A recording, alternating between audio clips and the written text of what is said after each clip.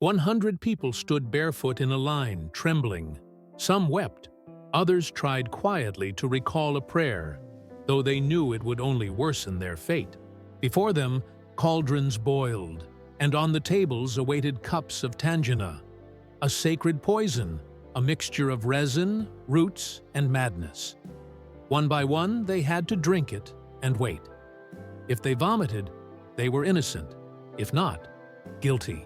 Though vomiting did not always save them, if it was scant, if their facial expression caused doubt, or if a guard decided it was insufficient, they were still forced into the cauldron. There was no trial, only a verdict made before the accused even learned of their charge. Sometimes, a hostile glance, a word in an unfamiliar language, or a prayer said at home was enough. A person would be dragged to a square surrounded by soldiers, forced to kneel before the smoking cup and drink. The liquid was thick, bitter, made from the bark of the tangina tree, known for its deadly and unpredictable strength. The punishment was not for treason, murder, or theft. Most often, it was for disobedience to an unknown order or, worse, for prayers to the wrong god. At the center, sitting on a carved wooden throne, was she, in a red mantle, with an impassive face and slightly furrowed brows, holding a scepter of power between her fingers. She neither shouted nor made speeches, but only signaled, and the pain began. Her name was Ranavalona, Queen of Madagascar. She ruled for more than 30 years, and during her reign, over 1 million people perished. Some from famine, others from punishment, and others simply because they were in the wrong place at the wrong glance. Under her court, there was no mercy, only obedience. A downward glance earned whipping. A whispered prayer brought punishment. An attempt to escape meant immediate execution. Those accused of treason were not tried, but given the cup of poison.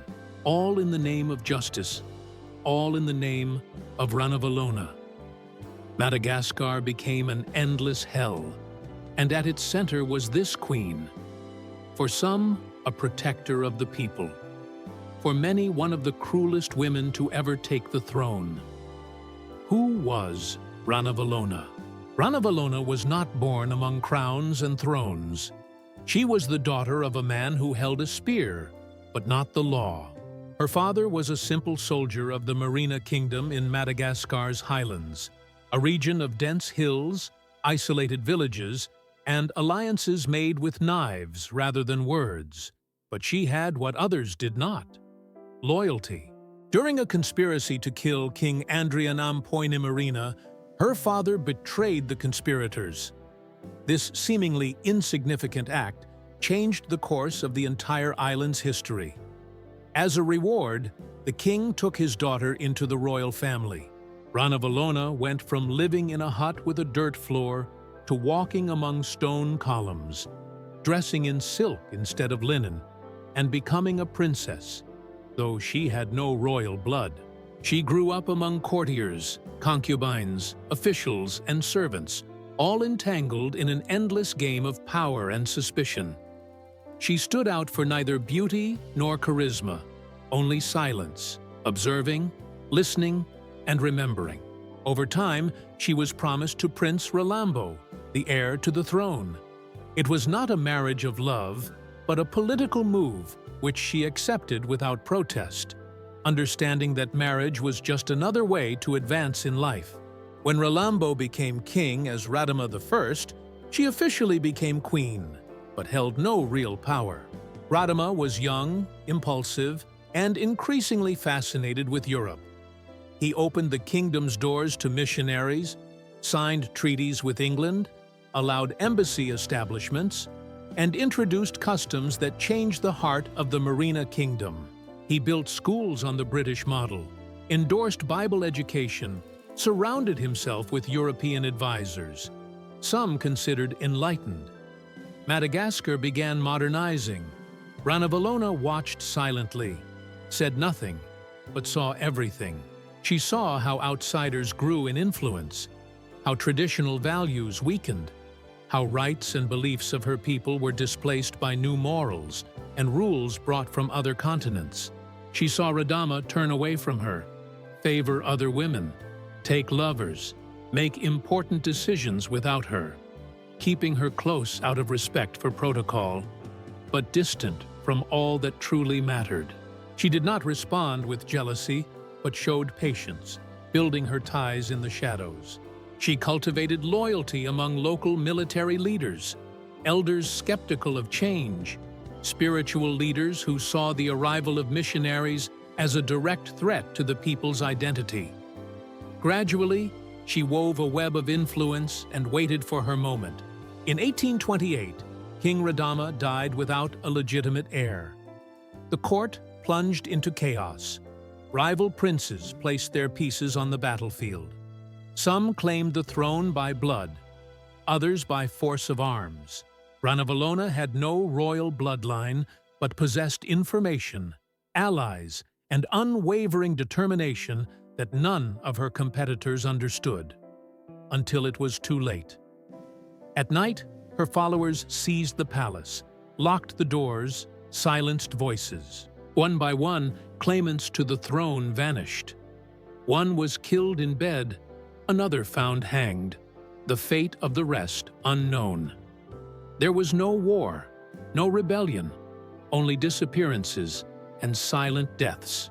At dawn, when sunlight flooded the palace walls, Ranavalona appeared to the royal counselors and declared her power, not as regent, not as queen consort, but as absolute mistress. She proclaimed her kinship with the late king, her adoption into the royal family, and, most importantly, the will of the gods and ancestors. No one dared oppose her, some out of fear, others calculation. The rest were simply no longer present. The coronation took place in silence, without lavish celebrations or foreign guests. Only her own people, believers in forest spirits, mountain gods, and traditions that existed long before European ships arrived. From that moment, every law, every punishment, every death bore her signature. What began as a quiet political maneuver turned into one of the cruelest reigns in African history. Ranavalona did not seek to rule a modern state. She aimed to restore the island's soul to its uniqueness. And if that required bathing the island in blood, she would do so without hesitation. Her first purge on her coronation day, she greeted ministers, generals, advisors who served her husband, scribes, and priests, blessing the previous reign. She looked at them one by one with a smile, let them return to their posts, but made clear it was not a sign of trust, but a list. And she had already begun crossing out names. The purge did not start with knives, but with transfers, decrees, and reshuffles. The guard commander was sent to a distant garrison. The royal treasurer was required to report daily on past expenses. Some nobles realized their homes were being inspected. Others were summoned to the palace unguarded. The first to fall were loyalists to deceased Radama, supporters of European reforms, those who advocated progress. Some were found dead without a trace, others hanged with forged notes, and some invited to the palace never returned. Ranavalona tolerated no alliances she could not control. Private meetings at the palace were banned, servants interrogated, foreign tutors replaced with fortune-tellers, and books became suspicious objects. She created an internal spy system, turning every servant into an informant, every advisor into a suspect, every noble into a potential target. The royal council was temporarily dissolved, and when restored, it consisted only of new faces. Loyal but fanatical people, connected neither to Europe, old nobility, nor the ideals of recent decades that supported Madagascar's modernization. These were people raised in traditional practices, fearful of spirits, devoted to the queen, and willing to do anything to keep their positions. In her first 6 months of rule, more than 30 significant figures were executed, exiled, or silenced. There were no protests, no resistance. No one wanted to be next. Ranavalona demanded no justification. Her word was enough. A bad look or even a shadow crossing a hall at the wrong moment sufficed. The palace became a place of hesitant steps and shallow breaths. Every meeting was a trial, every word a risk. Gardens were neglected, celebrations canceled. The throne remained, but now it was like an open mouth, consuming names and returning silence. This is how Ranavalona consolidated power. Not through speeches or laws, but through fear, strategy, and unyielding clarity understandable to all. The queen had new authority and would not share command. It was a reign of fear and punishment. But eliminating enemies within the palace was not enough for Ranavalona. She knew the throne could not be held by force alone. It had to be held through fear. So she made violence the law. Every crime, every violation, every disobedience had to have a visible, unforgettable, and indisputable consequence. Justice became not a process, but a show. Punishments were public. Those accused of conspiracy against the queen were crucified in the square. If a mother prayed to a foreign god, she was buried up to her neck while her children threw stones at her. If a merchant lied about a product's weight, his hands were cut off. If a soldier deserted, he was flayed alive in front of his company. Rank and age did not matter. Some offenses were real, others fabricated, but the result was the same. A warning for all watching. Tangina poison became a judicial instrument. Not an exceptional measure, but routine. If neighbors fought over inheritance, they drank Tangina. If a peasant was accused of stealing a chicken, he drank Tangina. If a priest was charged with preaching the gospel, he drank Tangina. If he died, guilt was proven. Sometimes even survivors were deemed guilty just in case. On some days, the capital held up to 100 Tangina trials. The poison made no distinctions between rich and poor, nobles and slaves. All were forced to undergo the ordeal. Some tried to manipulate the dose, others bribed to survive, but most simply obeyed, hoping they would not be called. There were tales of jungle paths marked with wooden crosses indicating where someone had died by royal order. There were so many crosses that no one kept count. The army became an execution tool, patrolling villages, inspecting homes, interrogating children, and confiscating books. Any gatherings could be dispersed, any celebrations banned without royal blessing. Traditional dances were controlled, weddings and funerals supervised by palace envoys. Punishment ceased to be a tool of correction.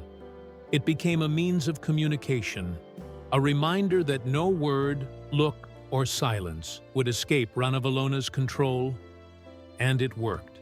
People stopped whispering her name, calling it a voice, as if she were a spirit, not a woman. Because in this kingdom, punishment had no face. It had a throne, and that throne never slept. Persecution of Christianity. But Ranavalona was not satisfied with fear alone.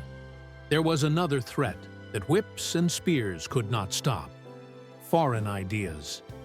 And among all hated things, the worst was Christian faith. Because, though whips silenced, they could not extinguish faith, which grew in shadows. What was more unbearable for the queen than disobedience was a foreign doctrine brought by Europeans promising justice, forgiveness, and equality. Exactly what Ranavalona could not allow. From her point of view, Europe brought no progress, only poison, heresy, and spies disguised as missionaries, books weakening ancient faith, and alien morality imposed by the island's gods. Thus, one of her first decisions was war, not against a nation but an idea: Christianity. The British missionaries suffered first. Under Radama, they built schools, founded churches, taught reading, and translated the Bible into Malagasy. Ranavalona expelled them from the country. There were no negotiations. They were given a deadline, and those who did not leave on time were arrested. Some died in prisons.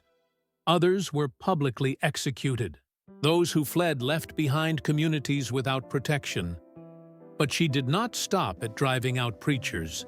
She went after their followers. By her order, a secret list of baptized people was compiled. When ready, a purge began. Churches were burned, Bibles destroyed, catechists, students, whole families persecuted. In some cases, merely having a hidden cross or speaking a phrase in French was enough to be arrested. Punishments were public spectacles. Some were crucified upside down. Others had their mouths sewn shut and were buried alive. Some were given the choice: renounce faith publicly or drink tangina. Many died hoping God would save them. He did not. As persecution intensified, Christians began gathering secretly in caves, forests, and home basements, reading hidden pages, teaching children to pray in whispers, knowing that discovery meant death. The Queen sanctioned raids. Each village had a head responsible for reporting Christian activity. Failure to report meant punishment. Some even began informing on each other. Trust was impossible. Paranoia was widespread. Faith was a deadly risk. But Ranavalona was not driven solely by hatred. For her, preserving ancient beliefs was preserving Madagascar's very essence. Every spirit, every ritual, every totem was part of the kingdom's soul, and all that weakened it had to be destroyed. Even if that meant filling the land with graves, isolation was total. Trade routes closed, treaties broken, envoys rejected. Madagascar became an island not only geographically, but by its own choice. No one entered, no one left. Only those who complied and those who remained silent. And so, while Europe advanced, building railroads, printing presses, and factories, Madagascar retreated to a more ancient, harsher, darker order. But Ranavalona saw no decline, only purification. Purification and sovereignty. Because for her, there was no greater threat than an idea that could not be killed with a spear, and no enemy worse than a god speaking in a different language. Regarding cruelties during uprisings, not everyone remained silent. Some tried. Some thought night would swallow fear and bring back the strong-spirited to say, "Enough." But they were mistaken. Because in Ranavalona's kingdom, resistance was not rebellion, but a personal insult. And personal insults were not forgotten. They were avenged with blood. The first rebellion did not start with weapons, but with fire. A village in the south refused to keep giving children for forced service. The elders gathered and decided no longer to send bodies north for disposal by the palace. They lit torches, burned down the military post, and freed the recruited warriors. For 3 days, they celebrated, confident they had regained control over their land. On the 4th day, punishment arrived. Ranavalona did not send ordinary soldiers, but a column of enforcers.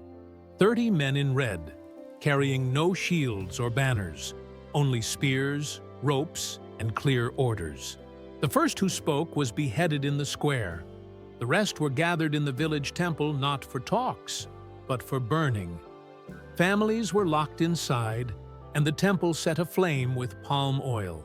Children who tried to escape were crucified by the rice fields. Since then, no one dared speak the name of that village. On maps, its place was marked by a black spot, but it was not the only one. In the north, a group of Christians formed an underground network. They met underground, exchanged forbidden scriptures, protected converts. For months, they eluded palace messengers, using code words, tunnels, and even trained animals to pass messages. The network seemed invisible, until a child betrayed them. He was forced to attend a ritual. Terrified, he returned home and told everything. The next day, soldiers did not come, but an executioner arrived with one assistant and a chest of tools. No one was executed immediately. They were interrogated one by one over days, and when the secrets ran out, they were slowly dismembered. Their heads were sent to different villages with a note from the queen. Let no one pray for the dead if they do not want to join them. There were betrayals within as well. A senior military commander, veteran of many campaigns, secretly conspired with 3 eastern clans to overthrow the queen. They planned to seize the main arsenal and march on the capital.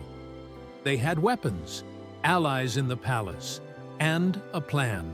But they did not know one of their own had already betrayed the plot. On the eve of the uprising, the commander was poisoned by his wife. The clans were surrounded and executed without trial. Their families, children, cousins, mother, were buried alive in a common grave. The ground was salted so nothing would grow, and on the grave was carved one word: treachery. Ranavalona did not merely suppress rebellions, she turned them into spectacles. Every act of resistance became an event, not for the nobility, but for the people. Spectators were gathered. Families were forced to watch their children. They were seated in the front rows. Temporary platforms were built so punishments could be seen from every corner of the village. There was a year when the number of public punishments exceeded registered births. A year when fear became a legacy. People were not taught to read, but taught to kneel. They were not taught history, but obedience. One by one, the embers of revolts were extinguished. Some were silenced, others learned to survive in silence. But all understood one thing. Ranavalona did not want wars, because her kingdom was already a continuous war without fronts or respite. Ranavalona ruled for more than 3 decades, exactly 33 years. No enemy managed to overthrow her, no rebellion forced her from the throne, no foreign threat crossed her walls while she lived. But her kingdom was not at peace. It was silent. In her final years, the queen rarely left the palace and spoke little. Sometimes weeks passed without her appearing. It was said she had visions, spoke with ancestors, heard voices at night. Servants came and went without looking at her, and some claimed those who did look died the next day. She was old but still ruled, still signed decrees, still ordered executions, still was the center of a country that ceased to dream and learned to obey. She died on August 16, 1861, in her bed, without witnesses and without immediate ceremony. For several hours, the palace remained still, awaiting confirmation of death. No one dared to cry. No one dared to smile. Only when the ceremonial drum sounded 3 times did the country learn that its queen no longer breathed. There was no public funeral, only a small, controlled, and quiet procession. She was buried near her ancestors, without grand tombstones, statues, or royal parades. Her heirs knew what mattered was not the body, but what she left behind. She left the country isolated, poor and frightened, but also a nation that remained unconquered. Madagascar was not colonized during her lifetime, never submitted to a foreign flag, never renounced its language, faith, or lands. Years later, her grandson Menalamba opened the gates to France, and the country fell. But under Ranavalona, Madagascar was, for some, a fierce defender of independence, a leader protecting the spirit of her people with teeth, claws, and blades. And for others, a cruel dictator and killer who sacrificed her people to a sick dream of purity. But no one disputes that with her death died not just a queen, but fear made flesh. Ranavalona died. The end of Ranavalona. Ranavalona ruled for over 3 decades, exactly 33 years. No enemy could overthrow her, no rebellion could dislodge her from the throne, no foreign threat crossed her walls while she breathed. But her kingdom was not at peace. It was silence. In her last years, the queen rarely left the palace, rarely spoke. Sometimes weeks went by without her appearing. It was said she had visions, communicated with ancestors, heard voices at night. Servants came and went without looking at her, and some claimed those who looked died the next day. She was old, but still ruled, still signed decrees, still ordered executions, still was the center of a country that stopped dreaming and learned to obey. She died on August 16, 1861, in her bed, without witnesses and without immediate ceremony. For hours, the palace stood still, awaiting death confirmation. No one dared cry, no one smiled. Only when the ceremonial drum thundered 3 times did the country know its queen no longer breathed. There was no public funeral, only a small, controlled, quiet procession. She was buried near her ancestors, without grand tombstones, statues, or royal parades. Her heirs knew. The important thing was not the corpse, but what she left behind. She left the country isolated, poor and scared, but also a nation that remained unbeaten. Madagascar was not colonized while she lived, did not submit to any flag, did not abandon its language, faith, or lands. Years later, her grandson, Menelamba, opened the gates to France, and the country fell. But under Ranavalona, Madagascar was, for some, a fierce protector of independence, a leader defending her people's spirit with teeth, claws, and blades, and for others, a cruel dictator and killer who sacrificed her people to a sick dream of purity. Yet no one disputes that with her death died not just a queen, but fear incarnate. Ranavalona died.